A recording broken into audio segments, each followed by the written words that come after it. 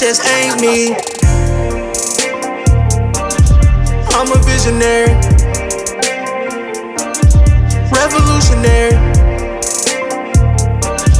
I'm a visionary, revolutionary. Fuck all that talking, my nigga, let's link. Bring your bitch ass up the street. I'm through with the talking, I'm done with the beef. What's going on, everyone? It's KB the Mark, back to bring you the news. On today's wrestling report, we have many stories to discuss, starting with a fan was ejected from AEW Dynamite, backstage news on WWE strategy for their premium live events, UFC's Derek Lewis says he's in talks with WWE, TNA star's contract is set to expire, an injury update on an AEW star, and many more stories. Please don't forget to leave a like on this video, subscribe to the channel, and push that notification bell to stay up to date. Now, without further ado, let's jump into the news.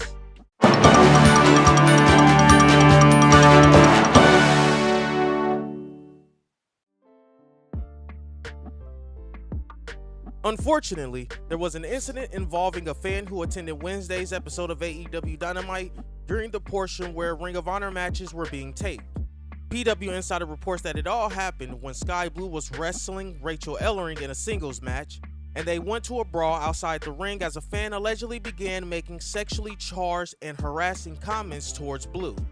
It was said by another fan who was sitting nearby that the fan made the comments, leading to Sky telling the fan to not be such a pervert asshole before telling the fan to fuck off. AEW referee Aubrey Edwards called for security to talk with this fan. The fan had a young child with them, leading to both being ejected from the arena after security talked to the person. AEW has a policy that plays before the show, asking fans to not partake in any discriminatory or harassing behavior towards performers or other fans. It should be noted that Saraya pointed out earlier in the night during Dynamite that several fans were sitting ringside and said they were creeps. PW Insider reports they were told one of those she pointed towards would have been the same fan. AEW officials were praising both Sky and Ellering for keeping the bout together following the match. As of this writing, Blue has yet to comment on the matter. MLW issued the following. Major League Wrestling will return to Chicago on Saturday, November 9th for Lucha Apocalypto, live on Triller TV Plus from Cicero Stadium. Lucha Apocalypto will feature MLW fighters and CMLL's grandest luchadors. Matches will be announced at MLW.com. Derek Lewis may soon be appearing on WWE television. Ever since WWE and UFC merged into TKO, there has been speculation across promotion and fighters making the jump to WWE, while others have wondered whether some WWE talent may want to jump to MMA. Cain Velasquez, Daniel Cormier, and Ronda Rousey are the most well-known original UFC stars to have been a part of WWE in some way. Earlier this year, on an episode of Raw, Michael Chandler appeared to call out UFC megastar Conor McGregor for a fight. Lewis has his next fight lined up when he meets Rodrigo Nascimento at Saturday's UFC Fight Night from St. Louis, Missouri. It's the main event. While speaking with the media, Lewis was asked about a possible crossover to WWE. What's the TKO? Oh, yeah, we're actually in talks right now. We've been talking for a few months now. I was supposed to go down there in February to check everything out. Lewis added that his finishing move could be like Rikishi's Stinkface because he likes taking his shorts off in the octagon after he wins. Some fans looked at the WWE Backlash France Premium Live event card as a lackluster lineup, and the majority seemed to feel the same way when looking at the business metrics around the event. On Saturday, the premium live event that aired live from the LDLC Arena in Lyon-des-Sens, France, was headlined by undisputed WWE Universal Champion Cody Rhodes versus AJ Styles. While speaking on Wrestling Observer Radio, Dave Meltzer noted interest from fans regarding the metrics that are tracked, including Google searches, traditional pay-per-view buys, and the Raw ratings following the show were down compared to other WWE B-level premium live events. The WWE Raw ratings were down for the Backlash Fallout as it drew 1.620 million viewers with a .53 rating in the key demo against strong NBA and NHL playoff competition. It drew the lowest pay-per-view number in WWE history, although it should be noted the majority of the fans watch it through Peacock in the US or WWE Network internationally.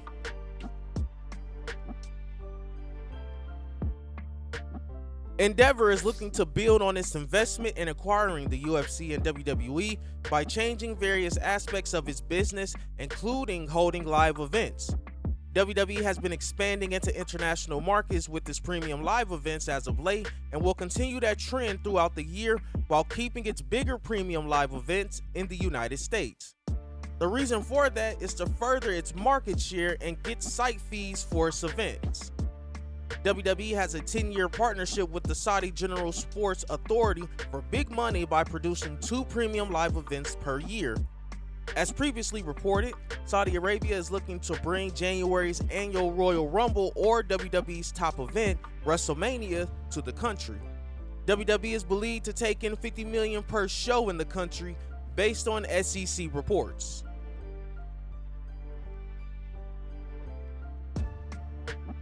The Tonga twins recently announced on Twitter that they are no longer associated with WOW, Women of Wrestling. However, the duo has refrained from disclosing the exact reason for their departure. In their Twitter post, the Tonga twins referred to the promotion as evil and alleged that they have interfered with their family matters, the twins wrote. We will be speaking soon, but for now, we'll leave it here. To all the women who are scared to speak up, we stand for you. You will no longer see us on WOW because we spoke up. You can't do this to good people who sacrifice their family. So evil. Mess with us, you mess with our kids and family, and that's personal. Wait on it. Tonga twins are now free agents. The marathon continues. Tonga twins is us. Will Osprey recently discussed the adjustment from working in New Japan Pro Wrestling to working in AEW. Appearing on AEW Unrestricted, Osprey explained that there is much more to consider and prepare for when you're scheduled for an AEW match on television, and also compared wrestling to a concert, stating how the audience is your main instrument during the performance. I mean, TV style wrestling is way different to what I was used to in New Japan. I mean, with New Japan, you show up to the venue, stretch out, figure out what you're going to do strategy-wise, and go out there and go wrestle. I guess with the TV style wrestling, you have so many things to take into consideration, and like once again, I've always said wrestling is a little bit of like a concert, right? So the audience are your main instrument, and for the last, I can't even remember how long it's been, but like the last 3 years in Japan, I didn't have any instruments. Like the crowd were dead silent. Osprey stressed that although it was a significant transition for him wrestling in front of an American audience, he quickly learned how much he enjoyed it and was honored to work with so many important names within AEW so quickly after making the jump. It was always nice, and it gave me an idea of what to expect with American style wrestling and American TV wrestling. So I liked it, and the fact that I got to work guys so high up on the card.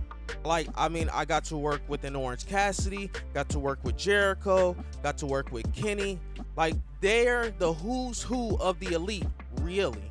I relish the challenge, and getting to come here now, I have more of a better understanding of what it actually takes to make it to the top here. Speedball Mike Bailey could be a high-profile free agent when the calendar moves to 2025. Mike Bailey signed a multi-year deal with TNA Wrestling back in 2022, but it sounds like that deal is coming up sooner rather than later. According to Fightful's Sean Ross Sapp via Fightful Select, Speedball's contract with TNA runs through the end of 2024. This will allow Bailey to explore free agent market at the beginning of 2025 if TNA is unable to lock him into a new deal beforehand. Unlike many other TNA contracts we've seen in recent years, Sapp believes Bailey doesn't have an option year in his current deal.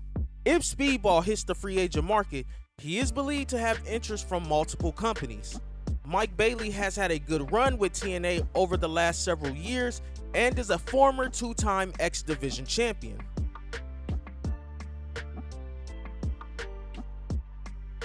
Chelsea Green knows how to maximize her minutes on weekly WWE programming. SmackDown superstar Chelsea Green was a recent guest on Busted Open Radio. When asked how she manages to maximize her minutes on WWE programming despite being given a lot of time to have matches, Green said it comes down to letting her inhibitions go and not caring about whether she looks stupid or not. It's funny because I wish I had an answer like, I have a notepad full of ideas, Chelsea Green admitted. I wish I had an answer in that sense. I think I've just put so much time into WWE and wanting this career and wanting this specific job that now I don't think about it. I actually have let all ambitions go and I do whatever is asked of me and whatever comes out when I'm in the ring. And I think that's like the beauty of my character. I don't care about looking stupid, and a lot of people do. And you can see that it translates on TV that you don't want to look like a loser or you don't want to make a fool of yourself. And isn't that what we're doing? We're fighting in our underwear. Why can't we look ridiculous? When asked if she believes being on programming consistently matters more than being a champion, Green thinks that it does. 100%. If you look at the amount of matches I've had, and I think last year as well, the most matches on TV, but I've also had the most losses on TV. It doesn't matter. And if you actually look at my match time, I probably had 16 matches. It's probably an accumulative time of about 13 minutes. Because at the end of the day, if people are talking about me, if I'm making people laugh, if I'm making people annoyed, that's my job. I love it. I don't care how long I'm on TV for. I don't need to break a sweat for me to know that I did my job. What do you make of Chelsea Green's overall comments? Do you think she does a great job maximizing her minutes when appearing on WWE programming? Let us know your thoughts by sounding off in the comments section below. Wheeler Yuta is still out of action with an injury and hasn't competed for months. The current Ring of Honor Pure Champion hasn't competed since the January 12th episode of AEW Rampage, where he lost a match to Eddie Kingston for the Triple Crown Championship. Yuta disappeared from television following this and hasn't been mentioned since. The Blackpool Combat Club member was scheduled for a match at CMLL with the rest of his team on March 29th, but was replaced by Matt Sydal. In an update from Fightful Sean Ross Sapp via Fightful Select, Yuta has been dealing with concussion symptoms for months now. While it was thought that Yuta wouldn't be sidelined long, that has turned out not to be the case. Unfortunately, at this time, there's no timetable for his return to All Elite Wrestling. We at WBPTV wish Wheeler Yuta a speedy recovery. That's it, guys. Thank you for tuning in. Please feel free to express your opinion below. Be sure to check out more videos from the channel. Remember to like the video, subscribe to the channel, and push that notification bell for daily wrestling videos. Once again, I'm KB the Mark, signing off. Until the next one. I started with nothing and came out a king. Yeah. I've been the one that's been ballin' for rings. It's been me and my team and we chasing the green. My team be the shit, we ain't ballin' for free. My team be the shit, we ain't ballin' for free.